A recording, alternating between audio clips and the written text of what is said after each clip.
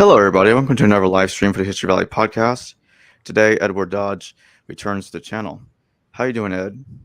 I'm doing great. How you doing today, Jacob? Nice to be here. I'm doing really well. Okay, so we're talking about the cult of the mother goddess in ancient Palestine. So could you tell us about that? Yeah, so I wrote the book I wrote was a history of the goddess from Ice Age of the Bible, and so I've been learning about Asherah now for some time, and I'm continuing to do more research since I completed the book, and I've still been trying to dig in and understand these these goddess traditions and what they're really all about, and something still hadn't completely clicked, and so I came across some new research. It was really quite exciting. Some old research and some new research talking about how these matriarchal versus patriarchal cultures and how there was coexisting matriarchy and patriarchy for a long time, and that there's a conflict between them that comes to a head in the Old Testament and in Greek mythology as well. And what we're seeing is, and in these matriarchal cultures, the key thing is that it's not that women dominated men, but it's that you counted the family lines through the mother and daughter, as opposed to through father and son. And so when you count the woman as the head of the clan, and you're doing all the inheritances, including for royalty, through the daughters, that really changes how the entire society is structured. This is sort of foundational to how you organize your society, and it has ramifications all the way through sex and gender roles for the whole community. And that this is something that's at the core of the conflict between the Israelites and the Canaanites, and at the heart of this conflict between them, and why the Israelites are so intolerant of the Canaanites is because they have these matriarchal traditions, and you can see them in the text, and that the Israelites in the early days had matriarchal traditions as well. Abraham is the first patriarch, so sort of by default that means there was matriarchy before that, and it took time for the patriarchy to overcome the matriarchy. I mean, they were coexisting for maybe over thousands of years, perhaps. And so, what you see in these traditions, one key thing is, and the way you can identify it is when people get married, does the husband go live with the wife's family, or does the wife go live with the husband's family? And in cultures where the husband goes to live with the wife's family, these are the ones that are matriarchal, where the women still have a lot of independence and authority, because the family lines are being counted through them. Plus, if there's a divorce, the women have never left their home; they're staying where they are. So if they want to get divorced, they can send their husband back, send him packing, and the women are staying with their mothers and their sisters and with all the children. Whereas the flip side of it is, if the woman goes and lives with the husband's family, then she is completely dependent on the husband, and she's got his children. And this also, in the case of a divorce, he's sending her out, and she's helpless because she's got the babies and stuff. But also, it has ramifications on sexual monogamy. When you have paternity and you're counting your bloodlines through the fathers, it's important that you control the women's sex lives. And so that the women, so that's because that's the only way you can control for whether if it's paternity or not. But if you've got maternity, then the women aren't necessarily going to be monogamous. I mean, they may choose to be, but it's not necessarily in their interest to be, because their husband and their sperm donor can be two different people. And this is where you get the ritual sex and the ritual prostitution is coming out of these cultures, where they celebrate women's sexuality. They don't try to constrain it. And so this is all over the Bronze Age. And this is why the Queen of Heaven, Ishtar, Astarte, these various Venus goddesses from the Bronze Age are all prostitutes. And they're the most important goddess in the land. Is a prostitute. How does that work? It only works in the context of maternal bloodlines. And so I think this is at the heart of the conflict between the Israelites and Canaanites. And it's the heart of these reforms that the cult of Yahweh is bringing in. And it's the reason why when Ezra comes back, for the beginning of the Second Temple, returns from Babylon, and he forces all the men, if you're familiar with this part of the story, he forces all the men who have been marrying Canaanite women to divorce all those women and abandon their families in order to become Jews in the Second Temple. It's all because I've been wondering for a long time, what was so wrong with these women? And it's because they've got these maternal traditions, and these maternal bloodlines that are incompatible with paternal bloodlines. So anyway, you can see it in the story of Abraham and Sarah. You definitely see it in Samson and Delilah, where Samson goes to live with Delilah's family, and you see it in a bunch of other characters. And I found some research on it. I found a paper from 1910, and then I followed it up with a paper from the last couple of years, modern stuff that can document where in the scripture you see these examples of these vestiges of maternal cultures, just the way you can see vestiges of polytheism that attempt to be overwritten by the biblical writers. Same thing as there's vestiges of maternal cultures, and you totally can see it in Greek mythology.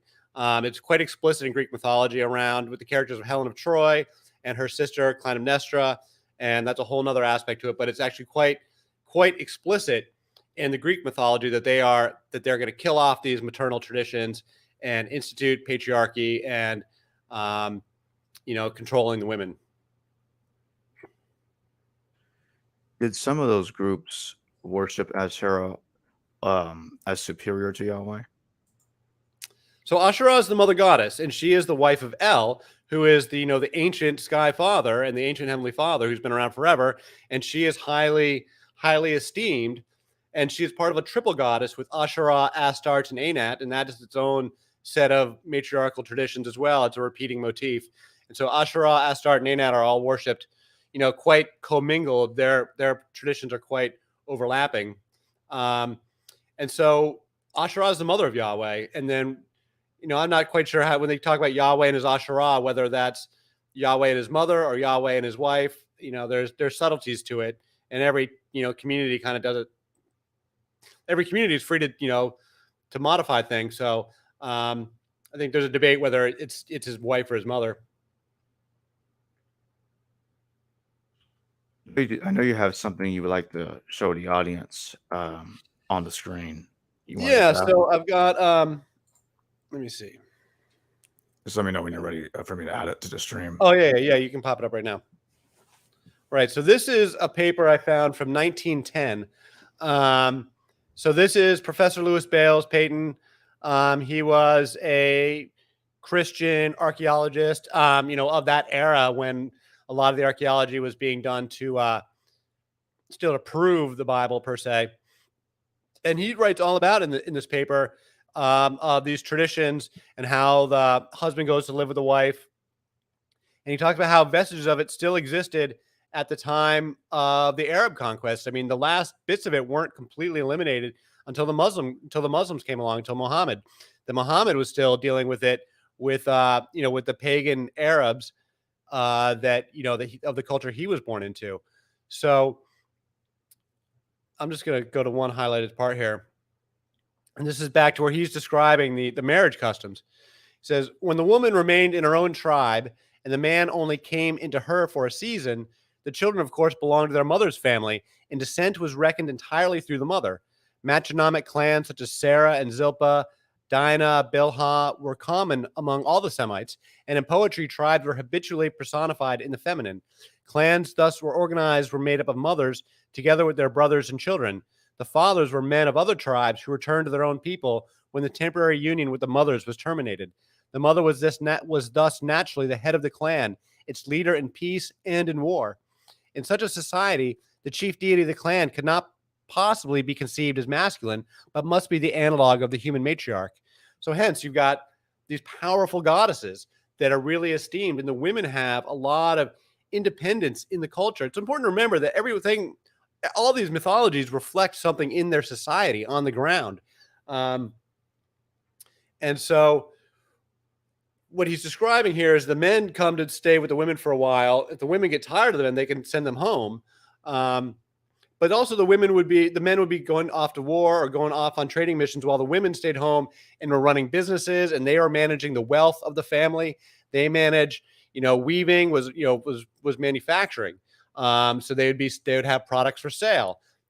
They would be managing the land holdings. They would be buying and selling slaves. They would be managing the entire property, would be in the women's hands, not in the men's. And so this gives women a lot of independence and authority and agency in the entire society. And so you see it, women like Deborah, the first prophetess from the time of the Judges, which is like the oldest passage of the Bible, is the Song of Deborah, when she is calling the tribes to battle. It's Deborah, the prophetess, who she is the one who says it's men, calls out the men to go to war. And this is why the Venus goddesses, Ishtar and Astar, are the goddess of love and war. She's not just a sex goddess, she's a war goddess. And because the women were the ones who were saying, it's time to fight or it's time to not to fight. But the men went to battle only with the blessings and the urgings of the women. The men, but these traditions get, overrun over time. After a while, the men stopped listening. But initially, and for a long time, the women were the ones who had a lot of authority in the culture.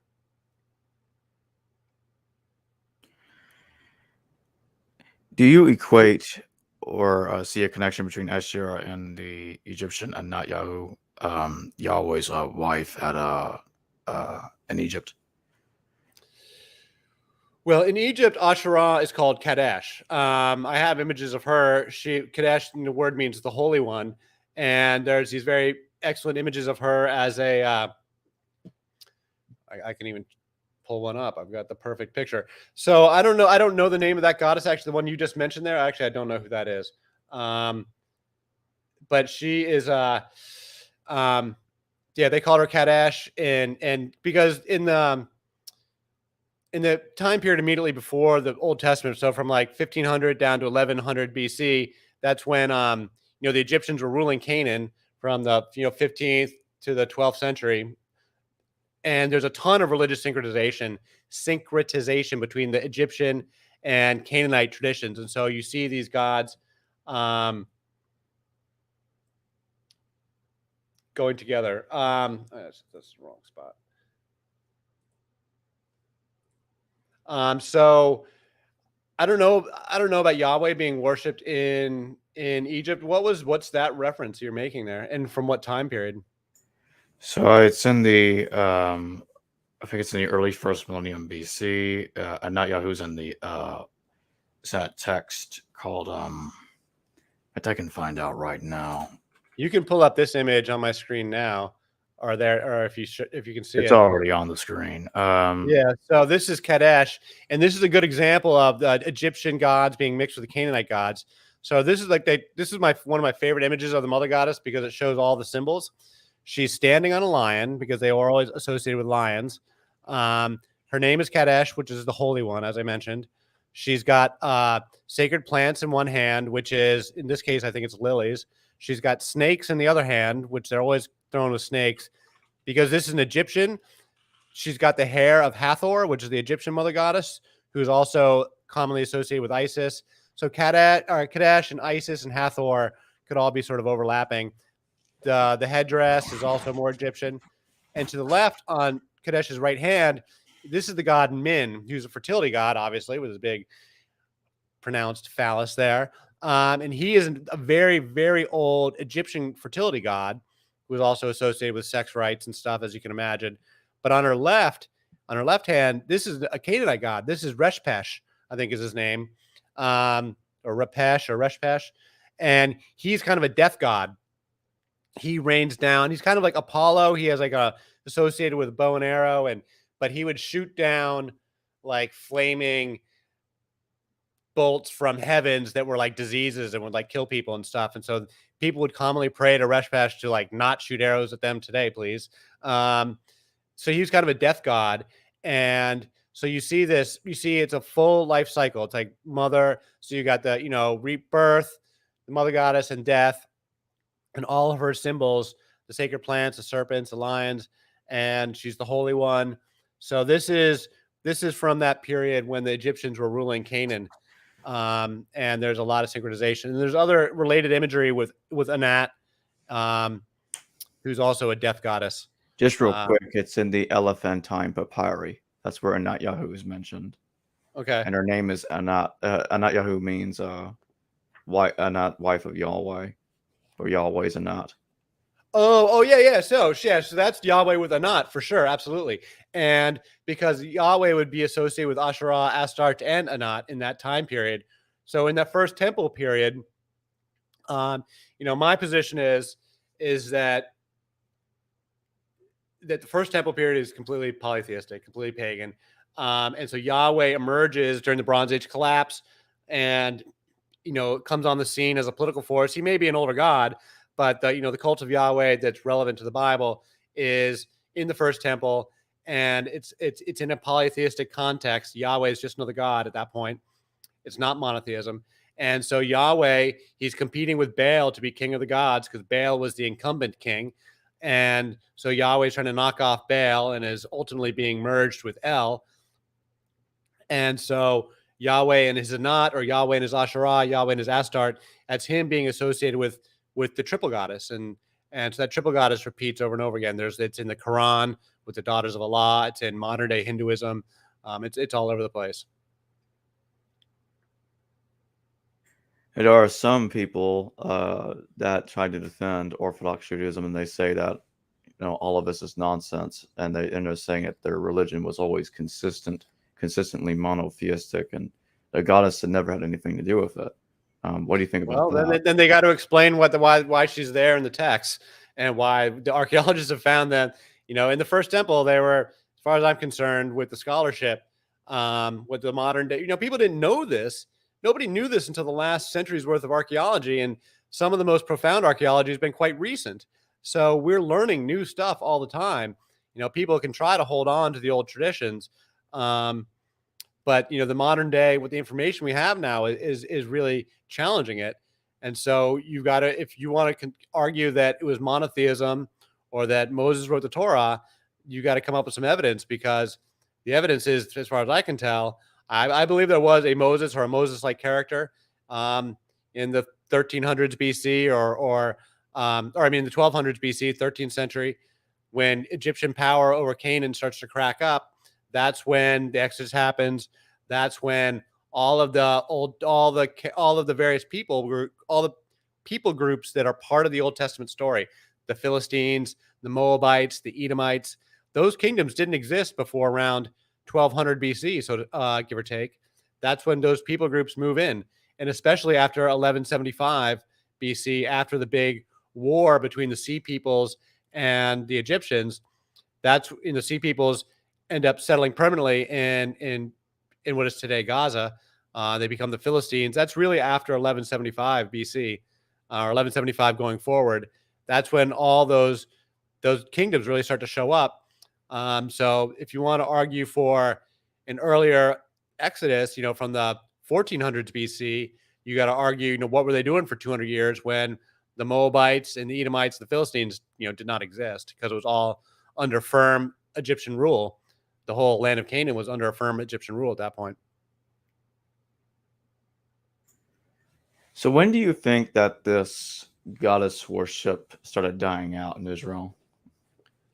I mean, it's pretty clear that it was very strong all the way through the first temple period. But they have, they talk about the reforms of Hezekiah and the reforms of Josiah. Hezekiah is like,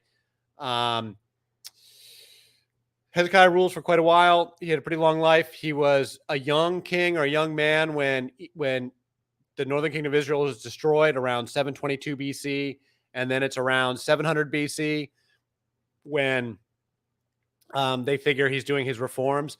And they have, and it's explicit in the Bible. They talk about them, smashing the temples.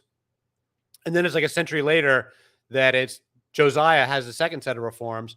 And they talk, in both cases, they talk about them smashing the Asherah poles, burning down the temples of Baal, covering up the altars, knocking them down.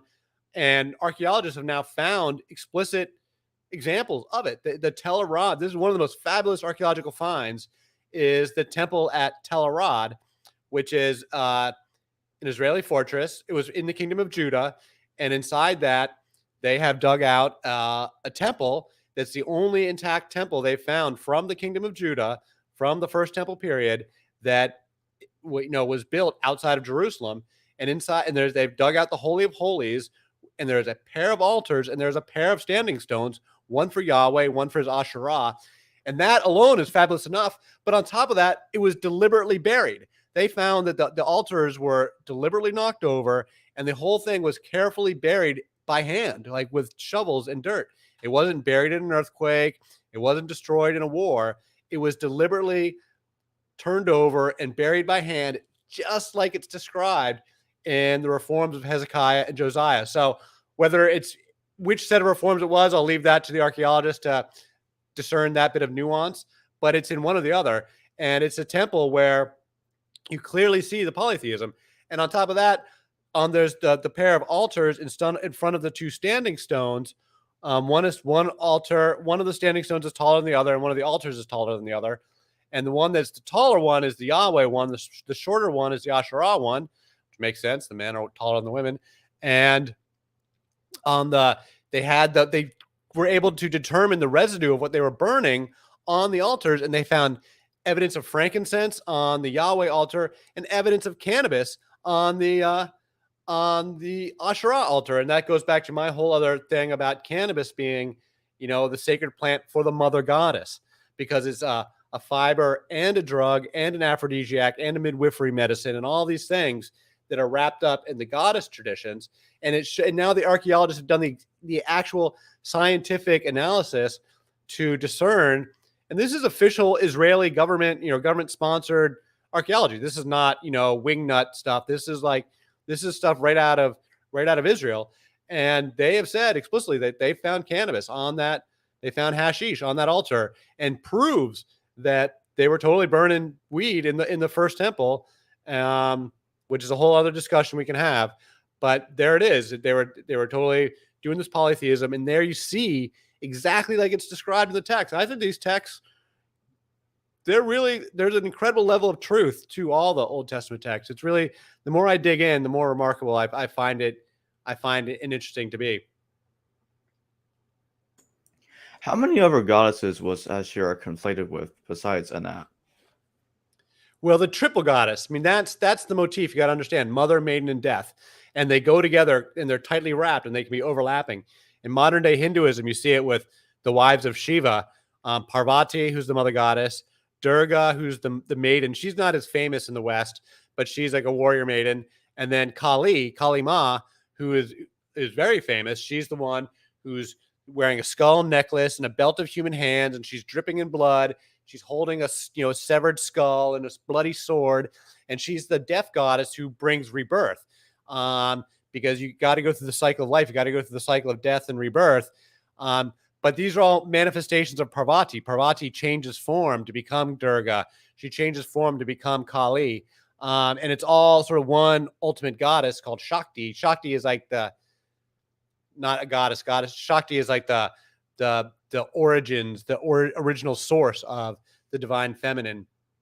And then you see it in the daughters of Allah in the Quran, in the satanic verses are this really controversial part, where Salman Rushdie wrote that book that got him all that trouble.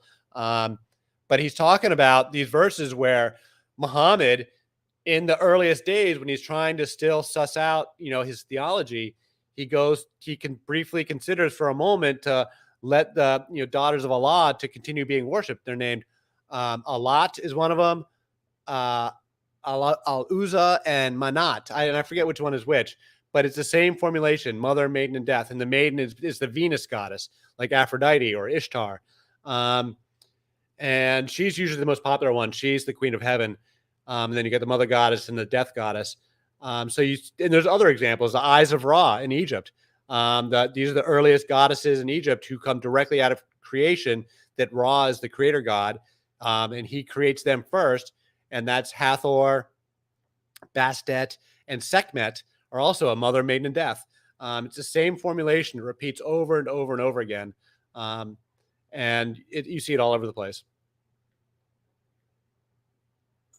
So from all of this information, what do you conclude from all of this? Well, what has really struck me about all of this ever since I started this research is how closely it parallels today's culture wars. That, today's left is all atheistic and Marxist, and they're not really interested in religion and spirituality. But actually, everything they're arguing about with women's independence and sexual freedom and gays And the transgender people is a huge part of this too, because the trans people were the high priests, and they're totally celebrated. They're the high priests and shamans in these religions, and they're totally celebrated. The Galli priests in Rome of Cybele, who's a mother goddess Cybele. You see them. They're called the Kadesh, as the male counterparts of the Kadeshah, who are the priestesses for the Israelites. You see them in the Old Testament. You see them getting chased off. 3 times they're mentioned, and it's always in the context of being chased out during the reforms. So you see, all of these parallels to today's culture wars. Cannabis and psychedelics, they were totally using them. Transgender people, abortions were totally another thing that women were doing back then. Was they were midwives, and so they were in charge of all of the practices around menstruation and childbirth and abortions, because they would be herbal medicines that you could use to have an abortion. And guess who made them? The women made them, not the men. This is a women's business. And so it just shows that there's, we don't, as a culture, we don't really imagine what it would be like, how different our entire society would be if we did our families mother-daughter instead of father-son. The implication, the social, it would completely reorganize how our societies are set up completely. And this is something Christians talk about all the time. Christianity is very concerned about, the traditional family with the father in the lead, and that this is the bedrock of Western civilization and how Western cultures are organized. And that's true. It's totally true. It's totally accurate. And if you were to change that, it literally wouldn't be Western civilization anymore. It's just something to think about, and something that, I think today's feminists, ought to, they talk about smash the patriarchy. What does that mean? What would it mean in practical terms to smash the patriarchy? Well, what it would ultimately have to mean is start counting families, mother-daughter, and you would reorganize society completely. Sex and gender roles would totally shift. Women's authority would totally shift. So it just goes to show things change and can continue to change. And just as people it's very controversial to discuss these vestiges of polytheism in the Old Testament, I think it's equally interesting and equally important to discuss these vestiges of matriarchy in the Old Testament, because once you understand where to look, you can see it. And you can see it in from Abraham right on through, that in the relationship between Abraham and Sarah and the Hagar, who's the slave woman, and then the children are Isaac and Esau. These are like the founding characters for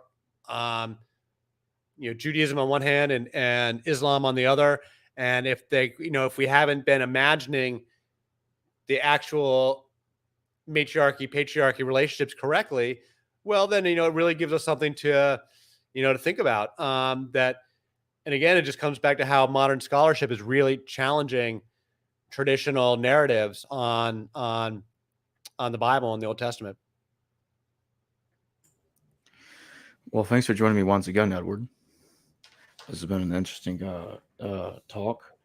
Is there anything else that you wanted to discuss briefly before we head off? Do you have any questions? Or, we could dig into some of the other, one thing that's, let me go one more point. Actually, I have one more. Sure. Because you can see it in Greek mythology as well. And it's really hiding in plain sight in Greek mythology. And the Greeks are actually pretty explicit in some of their myths that they're killing off these old matriarchal traditions.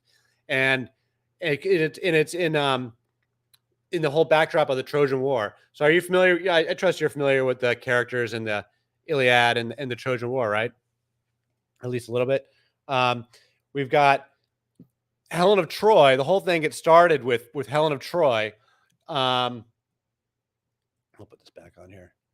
Helen of Troy runs off with Helen of Troy is married to Menelaus, and Helen of Troy is the queen of Sparta, and Menelaus is her husband, is the king, and she runs off with or is kidnapped by Paris, the Prince of Troy, and she leaves and goes off with him.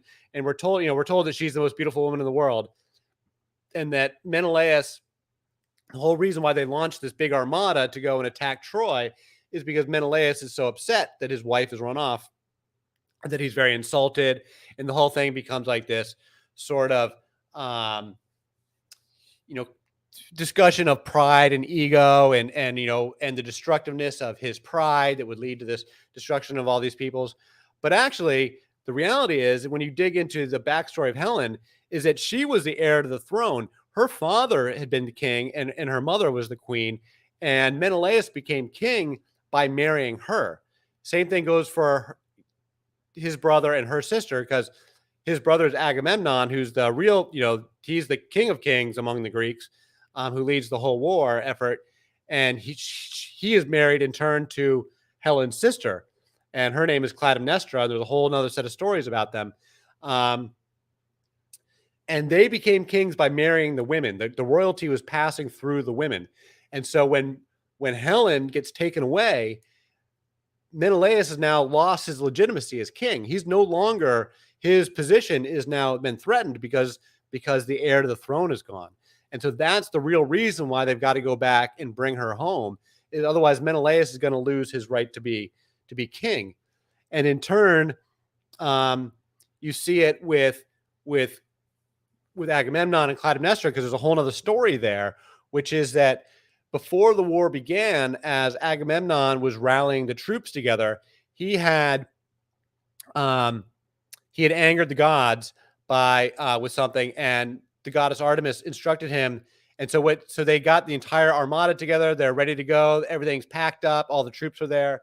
But then Artemis kills the winds, and so the ships can't set sail because there's no wind, because Agamemnon had angered the gods, and the only way to win the gods' favor back was to sacrifice his daughter Iphigenia, who was this chaste and beautiful, and she's the princess.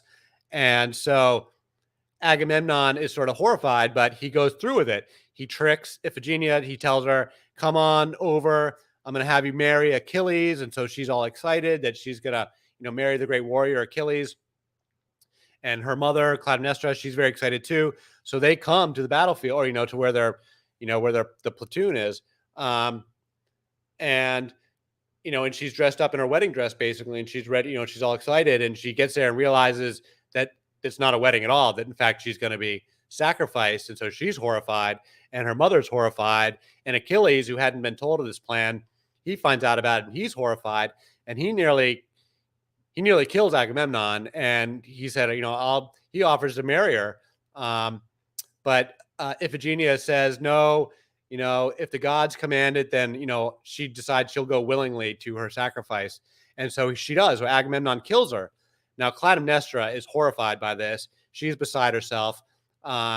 She, is just, besought with grief and anger and betrayal about the whole thing. So she vows revenge. But, the gods are satisfied. The winds pick up, and they go and leave for the Trojan War. And 10 years, the whole Trojan War happens. And then they come back. Meanwhile, the whole time, Clytemnestra has been ruling as the queen of Mycenae the whole time. And she has taken on a lover who has now basically been the acting king. He would like to be king. He's got to marry her, though. So he's the, the wannabe king. But Clytemnestra is totally open about it. She doesn't hide this, that she's got this, lover with her. And because that's her right. She's the matriarch. She can do that. And so meanwhile, the whole time she's just been stewing in anger about the murder of her daughter, who is, again, going to be the heir to the throne. So that, the Homer and the authors of the Greek writings don't tell us this because they don't like those traditions. They're trying to whitewash them. But when you see how the marital relationships worked, you can discern it. And it's really quite clear. And so, long story short, Agamemnon comes back after the Trojan War. He's victorious. He's bringing back Cassandra as his concubine war prize. And now Cassandra is another character, and she has been given a gift of prophecy. She can tell the future, except she's been cursed that no one will believe her. So she can accurately predict the future, but cursed that no one will ever listen to her. And so when they come back and see, Clytemnestra for the first time, Clytemnestra she's got a plan. She's hatched this plot to kill Agamemnon. So what she does is she just says, oh, she wins. She just gloats on him with complete praise and glory and, is just totally fulminates all over him. Says, "Oh, my love, I'm so glad you're back, and we've laid out this feast for you and all this stuff, and we're gonna have a big party and celebrate your victory." Um, Meanwhile, she's really plotting to kill him, and so Cassandra says, "No, don't go in the house. She's gonna kill you. You'll never come out." And Agamemnon's like, "What are you talking about? Of course, she loves me. Look how much she loves me." And so he goes in the house, and Clytemnestra draws a bath and says, my love, get cleaned up. Here's a nice warm bath for you." And he goes in the bath, and Clytemnestra comes out and slices his throat and kills him, like the first night. And she kills Cassandra as well.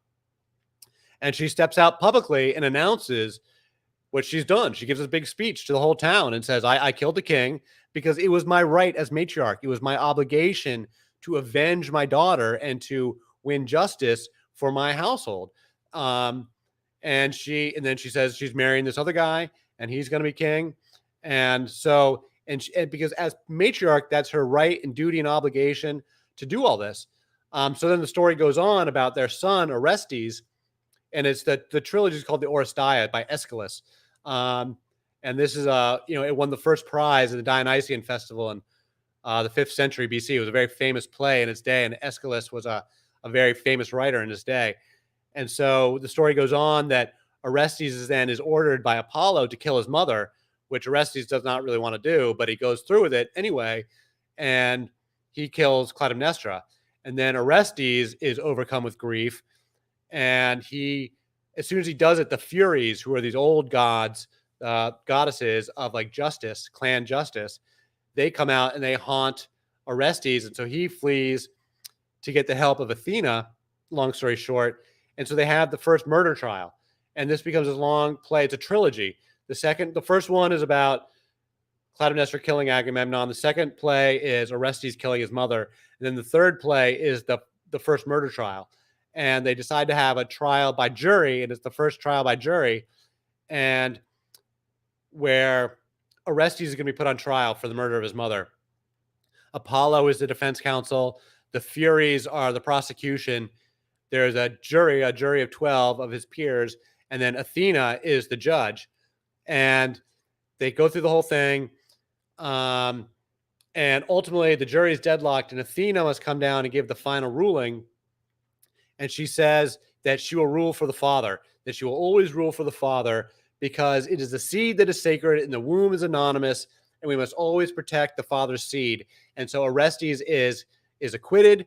He becomes the king, and they and everybody celebrates, and that's the end of the story. And the Furies are, they're dealt with as well. But what this story is telling us is the killing off the matriarchal traditions. They kill off Clytemnestra, they kill off the daughter, and then Orestes becomes king, and Athena makes the final ruling saying, I will always rule for the father, that it is seed that is sacred and the womb is anonymous. And this is a way of saying that we're going to count our family lines through the fathers. And so this is, it's totally explicit. And this is written in the same era as that, Ezra in the 5th century when they're busy writing the Torah in Babylon.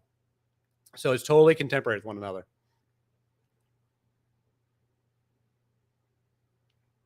Questions? Let's take a look at them real quick. Laren, thank you for your super chat. Jewish mothers are forced to be reckoned with.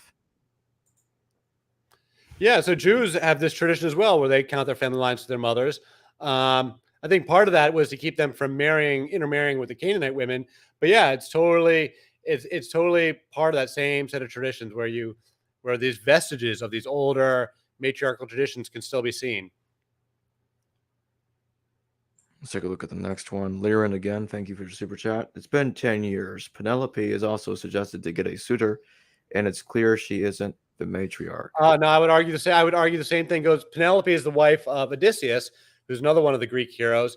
So now, like, Penelope waits for Odysseus for like 10 years and then another 10 years. Meanwhile, so she's acting queen while Odysseus is gone, and all these other men are trying to marry her. Because why? Why would they want to marry her? Because they would become king. And so she has got to trick all these other men and hold them all off. And it's one of these places where the Greeks whitewash it because they don't want you to know about matriarchal traditions. They're trying to have it all be patriarchal traditions. But these stories are really old and they get edited over time and they get shifted over time. But the original Penelope, I'm sure, would have been a matriarch as well. She was the queen. She was waiting for she's holding down the fort until Odysseus comes back. But if she had married another man, with the argument that they, Odysseus was presumed dead or something, then, that guy would have become the king.